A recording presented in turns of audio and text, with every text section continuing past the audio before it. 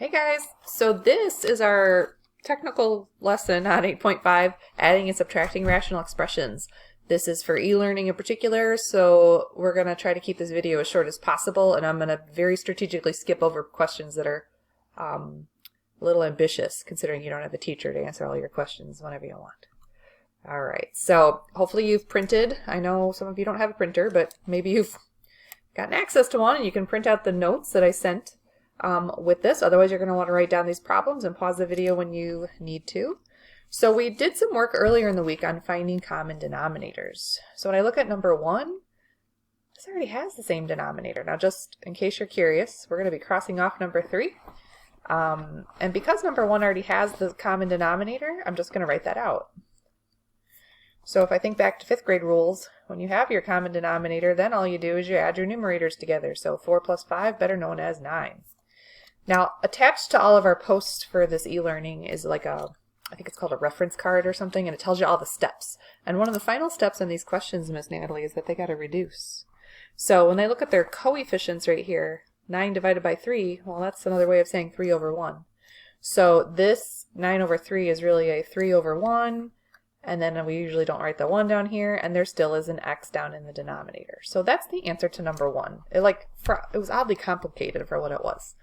Number 2 is similar, and then it has a common denominator. So that common denominator is the x plus 3. I'm just going to write that down. I already has it. And when I look at my numerators, I'm just going to write down what I see, and I see a 2x minus 4. Now, while there's no simplification for that numerator, there is, the final step in the process says that we're supposed to factor. Hi, Loke. Okay, what's going on? Oh, now we got to factor again. Math. I know, that word that everyone hates in Algebra 2, but get over it. All right, so 2x minus 4, you can factor that. You could take a 2 out of that, and that leaves you with 2 times x minus 2. And then over x plus 3, which again I'm going to put in parentheses like we did on that last lesson last week. Nothing cancels, which is what you're kind of worried about on these questions, and we're walking away. So those weren't too bad because they already had common denominators. Let's take a peek at number 4, where they don't have common denominators. So we already did a lesson on this earlier in the week, so if you never did that lesson, you need to stop right now what you're doing and go back and do that part of the week, because that was a really important building skill. So we have an x minus 5, and we also have an x plus 2. So our common denominator is going to need both of those things. It's going to need to have an x minus 5, and it's going to need to have an x plus 2. Okay, so that's the common denominator. That's what we did earlier in the week. Now our job is we have to actually build the common denominator. So here's what I'm noticing. On the first fraction, it has the x minus 5 part, but it is missing the x plus 2. So just like in 5th grade, you would multiply both the numerator and the denominator by an x plus 2. The second fraction is missing the x minus 5. Okay, I know this looks like a hot mess right now, doesn't it? You don't have to do any work in the denominator because you've already come up with the common denominator. All of your work, hey. All of your work ends up from the numerator. Now, I wrote I don't have enough space. Hold on, I gotta yell at my kids. Nope. I'm back. They're in a timeout. Okay. So this first fraction, we have a 2x times the x plus 2. You need to multiply that together and distribute and simplify it, basically. So that becomes a 2x squared plus 4x. I need a bigger fraction bar here. Now this is where it gets kind of crazy. There is a subtraction sign right here, right? So you've got this negative 4 that you're trying to distribute to the x minus 5 up top in that numerator piece. So that becomes a negative 4x, and then careful here, a plus 20. So if I'm looking at that slide of steps, the next step, it says after you build your common denominators, it says to simplify the numerator. So when I simplify this numerator here, you still have a 2x squared. Plus 4x and minus 4x will cancel, so we'll not write those down. And then a plus 20. And 9 times out of 10, this is your last step on the work. You don't do any more work here, right? I surely wouldn't distribute this denominator back together. I never do that. I always leave it factored. This is technically an okay final answer. However, it does say on a final step for these problems is that you're supposed to now come back at the very end and look to see if your numerator factors more. This one does. You can take a 2 out of it, right? So this is really 2 times x squared plus 10. And this is where I say your first answer was actually okay. It's equivalent to what I'm writing down right now. So technically, either one of these answers is great, but we're going to see a case coming up, and it does kind of trick you in algebra, where if you don't do this factoring at the end, you're not going to see some last minute cancellation. So we got to watch out for that. Apparently I'm out of room for number 5, so we're going to skip that one. I'm going to take a look at number 6. So number 6, right away I notice I can't build my least common denominator yet because I need to do some factoring. So this guy right here, this factors into x plus 2 times x minus 2. No, it doesn't. It's x plus 2 times x plus 2. Okay. This guy right here, this factors into x plus 2 times x minus 2. All right, and this is where it's going to get kind of crazy. This work that we did at the beginning of the week is really going to pay off. Let's look first for something they have in common. So they have a common x plus 2. I'm going to write that down. That's all they have in common. Now, if I keep looking, this denominator also has an x plus 2, another one. And then this denominator also has an x minus 2. So that, my friends, is our least common denominator. Ugh. We'll come back and simplify that a little later, because I know some of you were looking at that saying, couldn't I write it as? And the answer is yes. All right, so this first fraction, if I look at what is he missing, he's got an x plus 2, he's got another x plus 2, but he doesn't have the x minus 2.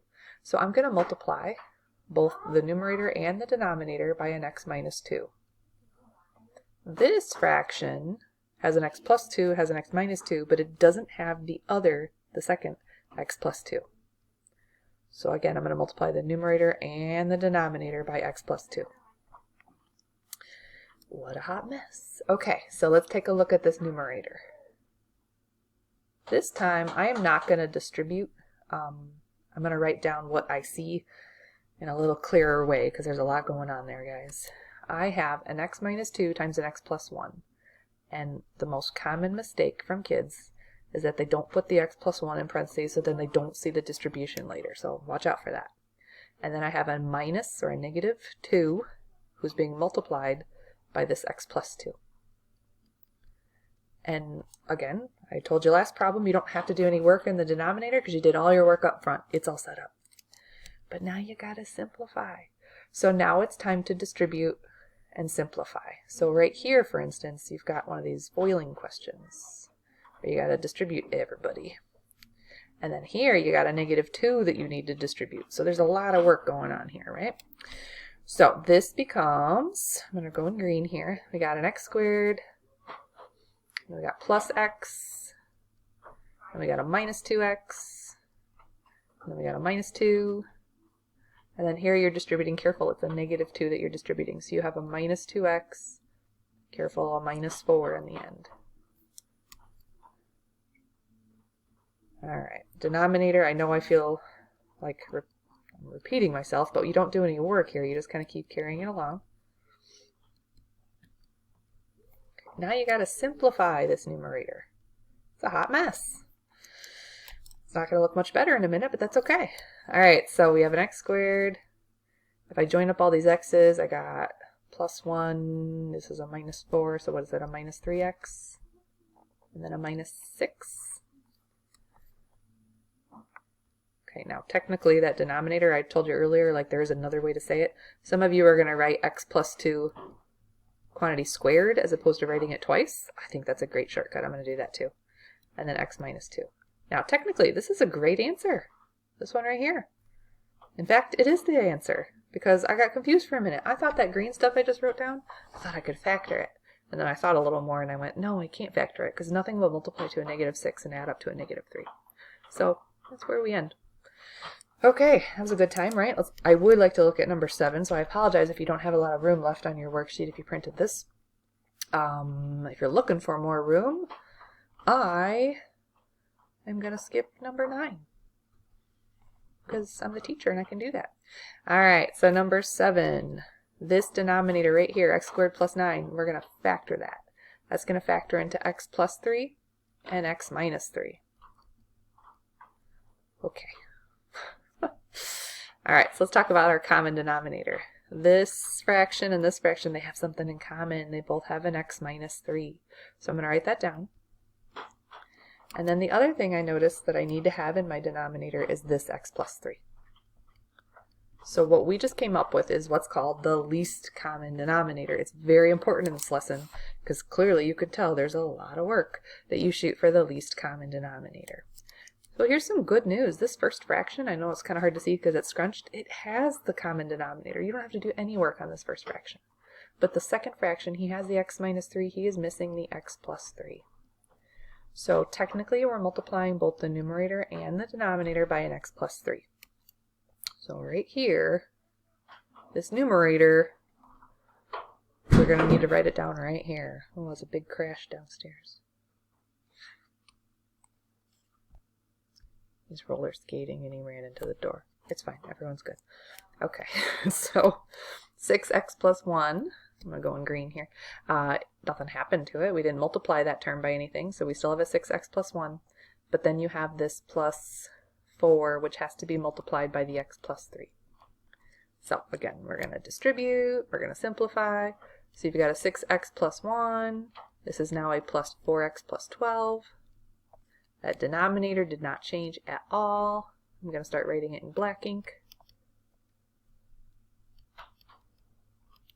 Still got a little simplifying, right?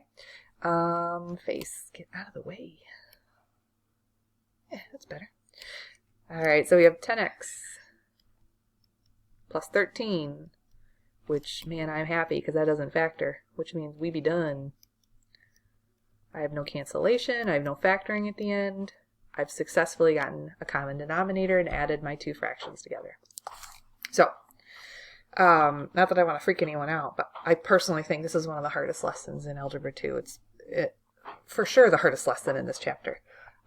So if you're struggling and you're like, man, this doesn't feel good, just keep at it. Keep practicing, okay? Oh, 8. Again, we got factoring. I warned y'all. I said factoring is going to come back. This is what we were talking about. So this denominator right here, you can take out a common a. This is a times a minus 2. And then this denominator here, it's the difference of squares, so it's a plus 2 times a minus 2. Remember, I'm not doing number 9, so I'm going to steal a bunch of space from that. All right, so let's talk about common denominators for a minute. My common denominator, let's look for common pieces first. I noticed they have a common a minus 2, so I'm going to write that down. And then I'm going to look at what else I need. Well, I need an a. Let's sneak that in right there. And I need an a plus 2. So those are all the pieces I need for my common denominator. It's about to get kind of crazy. All right, so this first fraction has the a minus 2. He is missing the a plus 2. Now, this is the part where if you move on to pre-calc with me, I get really picky. A lot of kids stop writing it down in the denominator here, which is a really big math mistake. It's like you know what you're doing, so you just don't bother writing it down because you're lazy. Like, I empathize, I'm lazy too, but it's mathematically incorrect. So make sure you write it both numerator and denominator. Now the second fraction has the a plus 2 and a minus 2. He's missing the a. Again, should be on numerator and denominator. All right, now, some of you are amazing at distribution and you can do this in your head. I'm not, so I'm just going to write down what I have. I have 10 times a plus 2. And then we have, careful, this is a subtraction. You have a subtract and then 5 times a, which that one I can't handle. It's 5a. Okay, now I'm going to distribute this 10. And we get 10a plus 20. And then we got a minus 5a.